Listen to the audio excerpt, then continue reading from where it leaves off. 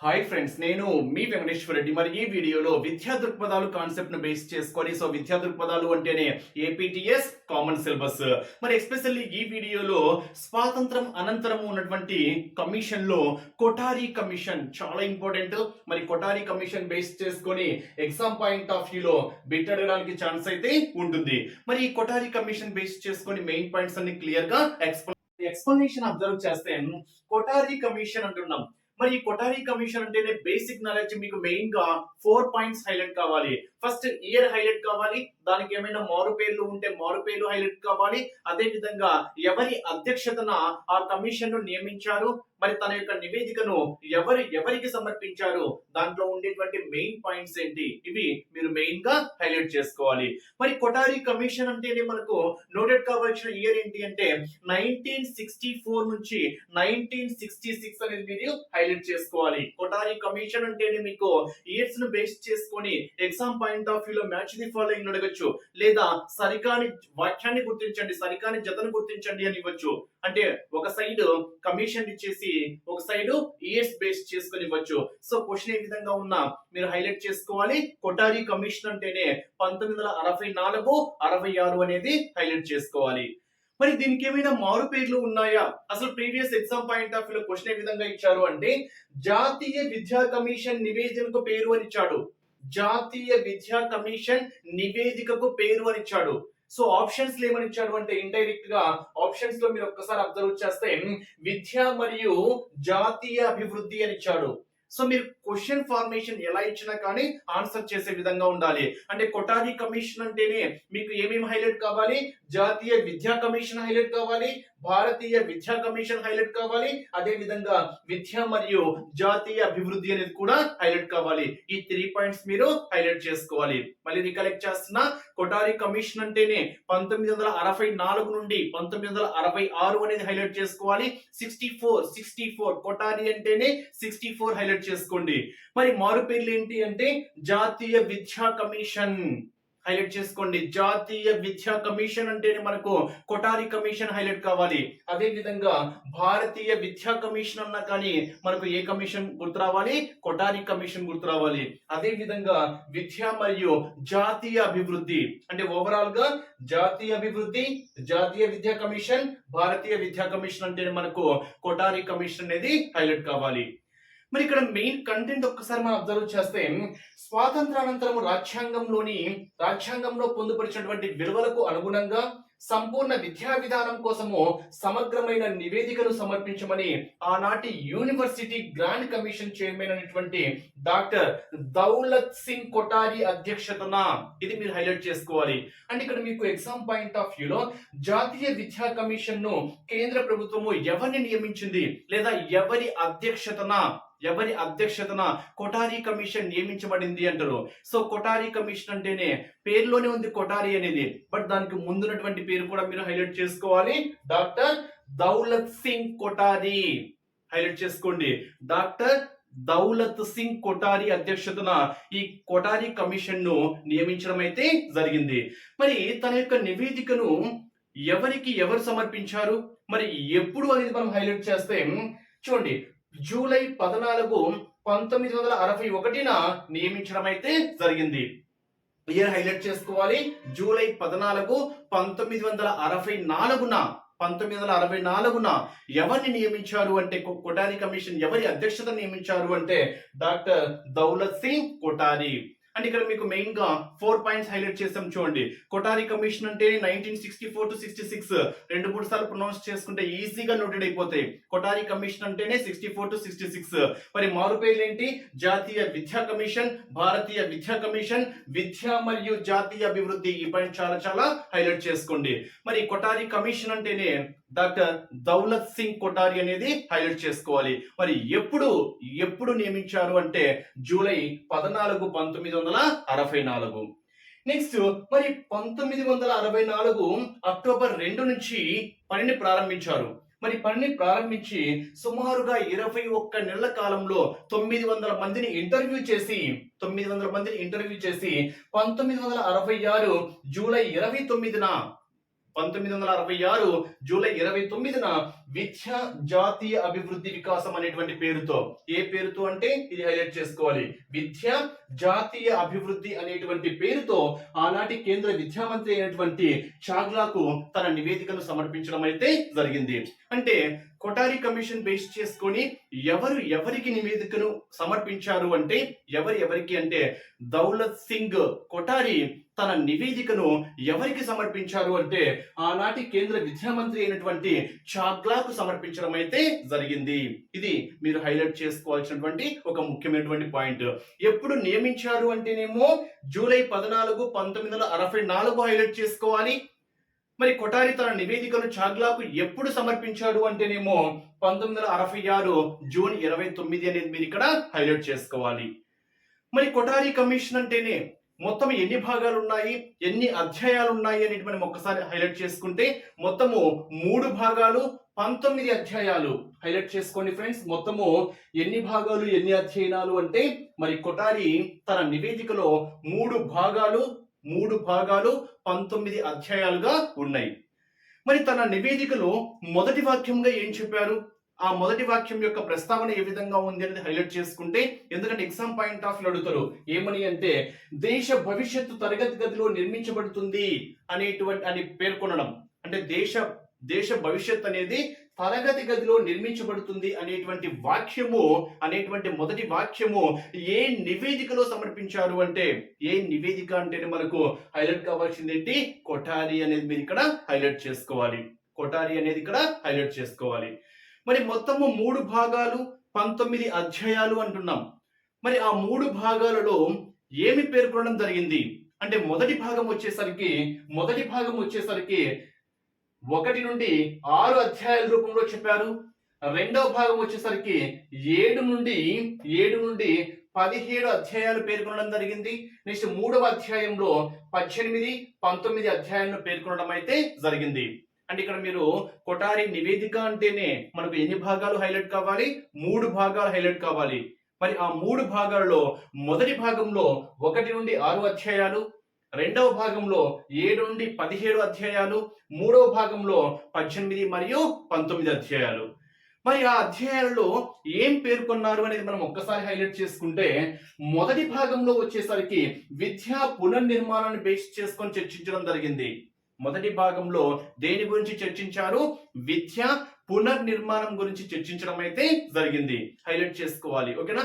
Next రెండవ భాగంలో వచ్చేసరికి ప్రాథమిక మాధ్యమిక విద్యా బోధన, పాఠ్య పుస్తకాలు, మూల్యాంకనము, ఉపాధ్యాయుల గురించి చర్చించడం జరిగింది.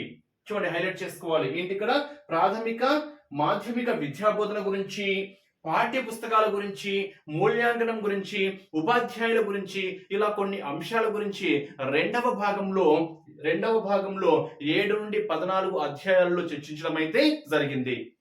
మరి మూడవ భాగంలో 18, 19 అధ్యాయాల్లో దేని గురించి పేర్కొనడం జరిగింది అంటే విద్యా ప్రణాళిక నిర్వహణ గురించి చర్చించడం జరిగింది.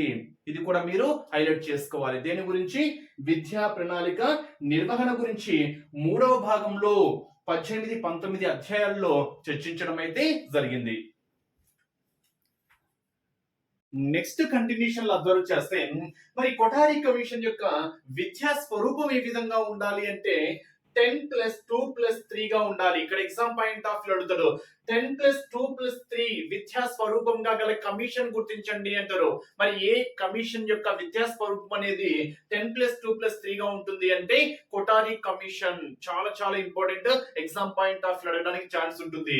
మరి ఇక్కడ 10 అనేది ఏ విధంగా చెప్పుకోవచ్చు అంటే 4+3+3 అంటే 1 to 4 ప్రాథమిక పాఠశాల, 1 to 4 ప్రాథమిక పాఠశాల, 5 to 7 ప్రాథమికోన్నత పాఠశాల, 3 అనేది మనము ఉన్నత పాఠశాలగా చెప్పుకోవచ్చు. మరి ఫస్ట్ 1 to 4 వచ్చేసరికి ప్రాథమిక పాఠశాల 1 మైలు దూరంలో, ప్రాథమిక పాఠశాల అంటే 1 మైలు దూరంలో. నెక్స్ట్ 3 అంటే మనము ప్రాథమికోన్నత పాఠశాల అంటున్నాం. అంటే ప్రాథమికోన్నత పాఠశాల అంటే 1 నుంచి 3 మైళ్ళ దూరంలో ఉండాలని నిర్వహణ తీసుకోవడం అయితే జరిగింది. అంటే ఇక్కడ మీరు క్లియర్ గా అబ్జర్వ్ చేస్తే 10+2+3 లో 10 అంటే మనకి ఇక్కడ 1 to 4 next 5 to 7, next 8 to 10 అంటే ప్రాథమిక పాఠశాల, ప్రాథమికోన్నత పాఠశాల, ఉన్నత పాఠశాల. నెక్స్ట్ 2 అంటే మనకు కళాశాల విద్య అంటే ఇంటర్మీడియట్. 3 అంటే విశ్వవిద్యాలయాలు అంటే మనము డిగ్రీగా చెప్పుకోవచ్చు అన్నమాట. విశ్వవిద్యాలయాలు అంటే 13 to 15 ఇది విద్యా స్వరూపంగా చెప్పుకోవచ్చు. ఇక్కడ ఎగ్జామ్ పాయింట్ ఆఫ్ వ్యూ ఒక క్వశ్చన్ అడగచ్చు మీకు. కొఠారి కమిషన్ అనేది పని ఎప్పుడు ప్రారంభించారు అనేది ఇందాక స్లైడ్ లో చెప్పాను. ఎప్పుడు ప్రారంభించారు? 1964 అక్టోబర్ 2 ప్రారంభించారు అని చెప్పాను. సో ఇదే క్వశ్చన్ ని ఇండైరెక్ట్ గా ఇంకో విధంగా అడగచ్చు. ఇండైరెక్ట్ గా ఎలా అడుగుతారంటే కొఠారి కమిషన్ పని ప్రారంభించిన తేదీ యొక్క ముఖ్యమైనటువంటి విషయము అంటాడు. ముఖ్యమైనటువంటి విషయం ఏంటి అంటే అక్టోబర్ 2 అంటేనే మనకు ఎవరి జయంతి నోటెడ్ కావాలి? మహాత్మా గాంధీ జయంతి. So exam point of view అలా కూడా అడగచ్చు. అంటే ఎవరి జయంతి సందర్భంగా లేదా ఎవరి జయంతి రోజున కొఠారి కమిషన్ పని ప్రారంభించింది అంటారు. సో ఎవరి జయంతి రోజున అంటే మహాత్మా గాంధీ. ఈ పాయింట్ కూడా మీరు ఇక్కడ హైలైట్ చేసుకోవాలి. ఎందుకంటే కొఠారి కమిషన్ పని ప్రారంభించింది ఎప్పుడు అంటే 1964 అక్టోబర్ 2 అని చెప్పాను. మరి అక్టోబర్ 2 అంటేనే మనకు మహాత్మా గాంధీ జయంతి. ఈ పాయింట్ కూడా హైలైట్ చేసుకోండి. నెక్స్ట్ పాఠశాలలో త్రిభాషా సూత్రాన్ని ఈ విధంగా బోధనలో అమలు పరచాలని కూడా చెప్పింది. త్రిభాషా సూత్రము అంటే ఇక్కడ మనకు ప్రైమరీ స్థాయిలో మాతృభాష లేదా ప్రాథమిక భాష, ఓకేనా? ప్రైమరీ స్థాయిలో మాతృభాష లేదా ప్రాంతీయ భాష. నెక్స్ట్ హైయర్ ప్రైమరీలో ద్విభాషలు అంటే మాతృభాష లేదా ప్రాంతీయ భాషతో పాటు హిందీ లేదా ఇంగ్లీష్. అంటే ఫస్ట్ ప్రైమరీ స్థాయిలో మాత్రము మాతృభాష లేదా ప్రాంతీయ భాషలో బోధన ఉండాలి. నెక్స్ట్ హైయర్ ప్రైమరీలో వచ్చేసరికి ద్విభాషలు అంటే 2 భాషలు. అంటే ఇక్కడ 2 భాషలు ఏంటి? ప్రాథమిక భాష లేదా ప్రాంతీయ భాష మరియు హిందీ లేదా ఇంగ్లీషు. అంటే ప్రాథమిక భాష మాతృభాష ఈ రెండిట్లో ఒకటి హిందీ లేదా ఇంగ్లీషు. నెక్స్ట్ తరువాత స్థాయిలో త్రిభాషను అమలు చేయాలి. త్రిభాష అంటే మనకి ఇక్కడ 3 భాషలు ఏంటి? మాతృభాష లేదా ప్రాంతీయ భాష ఒకటి, నెక్స్ట్ ఇంగ్లీషు, నెక్స్ట్ హిందీ ఇలా ప్రవేశపెట్టాలని త్రిభాషా సూత్రాన్ని ఈ విధంగా ఉండాలి, ఈ విధంగా అమలు చేయాలని కూడా తెలియజేసినటువంటి కమిషన్ ఏంటి అంటే మనం కొఠారి కమిషన్ గా చెప్పుకోవచ్చు. ఇక్కడ పాఠశాలను బేస్ చేసుకొని ఓకేనా హాజరు శాతము పూర్తి హాజరు శాతం ఉన్నవారు, అదే విధంగా ప్రతిభావంతులైనటువంటి విద్యార్థులకు 15% మంది అంటే ఎంతమంది అయితే ఉంటారో 15% మందికి ఉపకార వేతనాలు ఇవ్వాలని కూడా తెలియజేసినటువంటి కమిషన్ ఏంటి అంటే కొఠారి కమిషన్ గా చెప్పుకోవచ్చు. అంటే ప్రతిభావంతులు, అదే విధంగా హాజరు శాతము బాగా ఉన్నటువంటి 15% మెంబర్స్ కి 15% అభ్యర్థులకి ఉపకార వేతనాలు ఇవ్వాలని తెలియజేసినటువంటి కమిషన్ కూడా ఏంటి అంటే మనం కొఠారి కమిషన్ గా చెప్పుకోవచ్చు. నెక్స్ట్ మాధ్యమిక విద్యను వృత్తిపరం చేయాలి అని, పాఠశాల దశ నుంచే ఇంగ్లీష్ అధ్యయనాన్ని ప్రోత్సహించాలని, వ్యవసాయ విద్యకు ప్రాధాన్యత ఇవ్వాలని తెలియజేసినటువంటి కమిషన్ కూడా ఏంటి అంటే కొఠారి కమిషన్ గా చెప్పుకోవచ్చు. అంటే ఇక్కడ ఎగ్జామ్ పాయింట్ ఆఫ్ వ్యూలో ఈ క్రింది వానిలో కొఠారి కమిషన్ సిఫార్సులో లేనటువంటి అంశాన్ని గుర్తించండి అంటాడు, లేదా సరికాని అంశాన్ని గుర్తించండి అంటాడు. సో సరికాని అంశాన్ని గుర్తించాలి అంటే ఆ ముఖ్యమైనటువంటి పాయింట్స్ ఏంటో మీకు తెలియాలి. నెక్స్ట్ 10 సంవత్సరంలో పాఠశాల విద్యలో భాగంగా సైన్స్ మ్యాథ్స్ సబ్జెక్టులు తప్పనిసరిగా బోధించాలి అని తెలియచేయడం అయితే జరిగింది. అంటే ఇక్కడ మీకు 1 నుంచి 10వ తరగతి ఇక్కడ ఇంకో పాయింట్ కూడా చెప్పొచ్చు.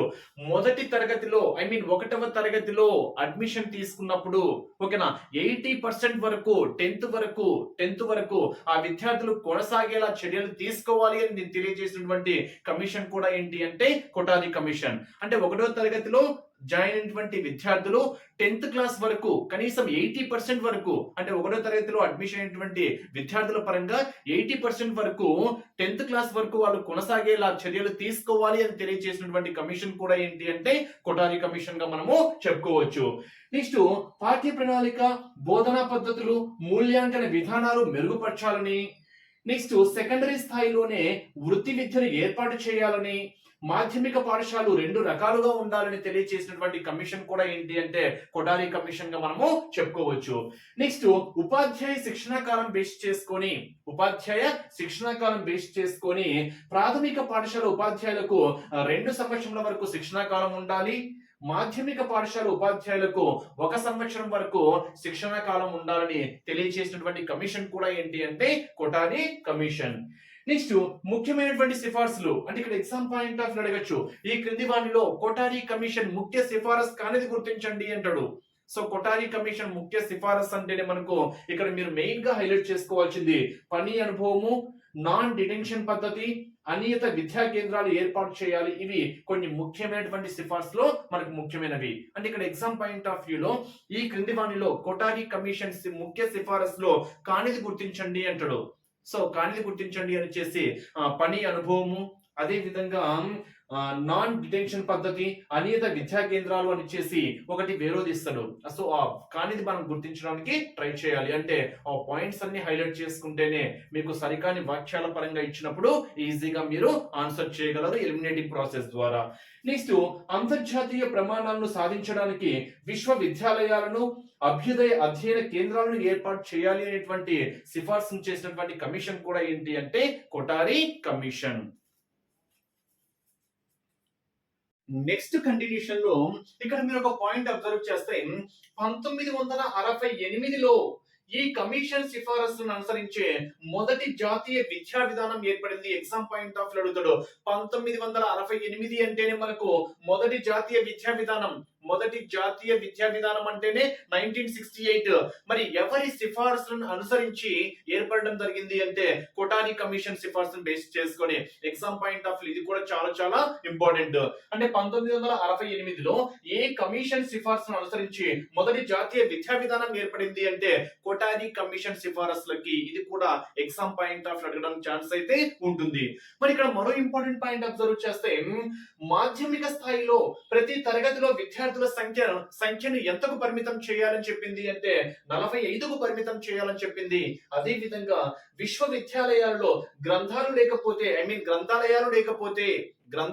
లేకపోతే పరిశోధనలు సరిగా జరగవని, సో యూనివర్సిటీ స్థాయిలో లైబ్రరీలను అభివృద్ధి చేయడంలో ముఖ్య పాత్ర పోషించినటువంటి వ్యక్తిగా మనం ఎవరిని చెప్పుకుంటాము అంటే కొఠారిని చెప్పుకుంటాం. అంటే ఇక్కడ ఎగ్జామ్ పాయింట్ ఆఫ్ వ్యూలో విశ్వవిద్యాలయాల స్థాయిలో యూనివర్సిటీ లైబ్రరీల అభివృద్ధి చేయడంలో, యూనివర్సిటీల స్థాయిలో లైబ్రరీలను అభివృద్ధి పరచడంలో ప్రముఖ ముఖ్య పాత్ర పోషించినటువంటి వ్యక్తిగా మనం ఎవరిని చెప్పుకుంటాము అంటే కొఠారిని చెప్పుకోవడం అయితే జరుగుతుంది. సో ఇక్కడ మీరు ఈ పాయింట్ మాత్రం హైలైట్ చేసుకోండి. ఓకేనా. 1968లో ఏ కమిషన్ సిఫారసులను అనుసరించి మొదటి జాతీయ విద్యా విధానం ఏర్పడింది అంటే కొఠారి కమిషన్ సిఫారసులను అనుసరించి. చాలా చాలా ఇంపార్టెంట్ పాయింట్ గా చెప్పుకోవచ్చు. నెక్స్ట్ జాతీయ విద్యా లక్ష్యాలు ఏ విధంగా ఉండాలి అని చెప్పింది అంటే విద్య ఉత్పాదకతను పెంచాలి, విద్య జాతీయ మరియు సామాజిక సమగ్రతను సాధించాలి, ఆధునికీకరణ ప్రక్రియను వేగవంతం చేయాలి, ప్రజాస్వామ్యాన్ని పటిష్టపరచాలి, సామాజిక నైతిక ఆధ్యాత్మిక విలువలను పెంపొందించాలి, అదే విధంగా అంతర్జాతీయ అవగాహన ఏర్పరచుకోవాలి. ఇవి మనకు కొన్ని ముఖ్యమైనటువంటి జాతీయ విద్యా లక్ష్యంలో ఉండాల్సినటువంటి పాయింట్స్.